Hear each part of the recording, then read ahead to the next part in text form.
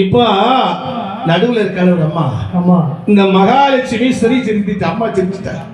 கழுத்துல கிடக்கிற மலர் மாலைய தேவலோக கன்னியினுடைய கழுத்துல போட்டுட்டா. ஆமா. மலர் மாலையை வாங்கி கொண்டு நமஸ்காரம் செய்து கொண்டு போறான். கொஞ்ச தூரம் போனா என்ன நினைக்கிறா தெரியுமா? என்ன ஐயா? இந்த மகாலட்சுமியினுடைய மாலை கையில் இருந்தால் நிறைய செல்வம் வந்துவிடும். ஆமா. நல்ல கதையை கேளுங்க. மகாலட்சுமியினுடைய அருள் நமக்கு வேண்டாம். அவன் கடைக்கண்ணால் பார்த்தா போதும், வீட்டுக்குள்ள வராண்டா. பூந்தரையில போகும்போது அந்த அம்மா வீட்டுல லேசா பார்த்தா போதும், அந்த அம்மா கோடி கௌரவம் ஆயிடுவாங்க. ஏன்னா லேசா போகும்போது, தெருவில் போகும்போது லேசா இடத்து கண்ணை பார்த்தா அவன் கோடீஸ்வரன். இந்த அம்மா மாலையை கழுத்துல தூக்கி போட்டுட்டான், அந்த மாலையை தேவலோக கண்ணிக்கு. ஆமா. அவ கொஞ்சம் தூரம் போனா பார்த்தீங்களா, ஐயோ இந்த மாலைய கையில கொண்டு போனா தேவேந்திரன் உள்ள ஏத்த மாட்டானே.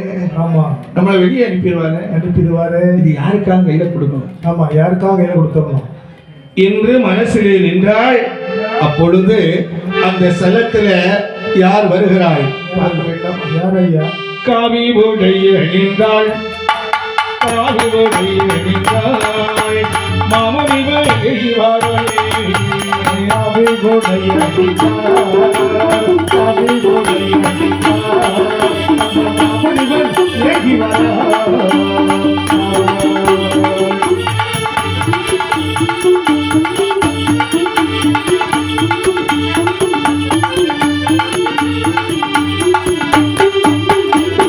ராஜமாலை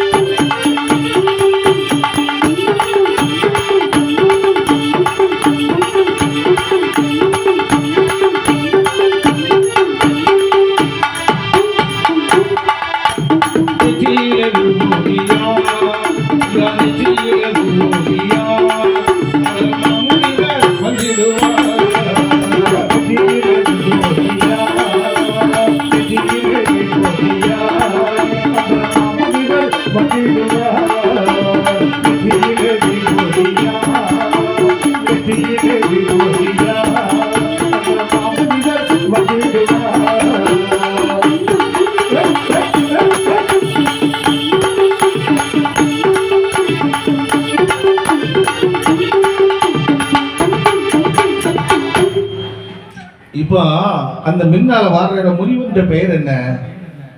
அவருடைய பெயர் துர்வாச மகரிஷி. ஆமா. என்ன பெயர்? துர்வாச மகரிஷி. இந்த துர்வாச மகரிஷி மின்னால வர்றார். காவி உடை அணிந்து, நெற்றியிலே உத்தராட்சம் அணிந்து, அதோ அங்க வர்றார்.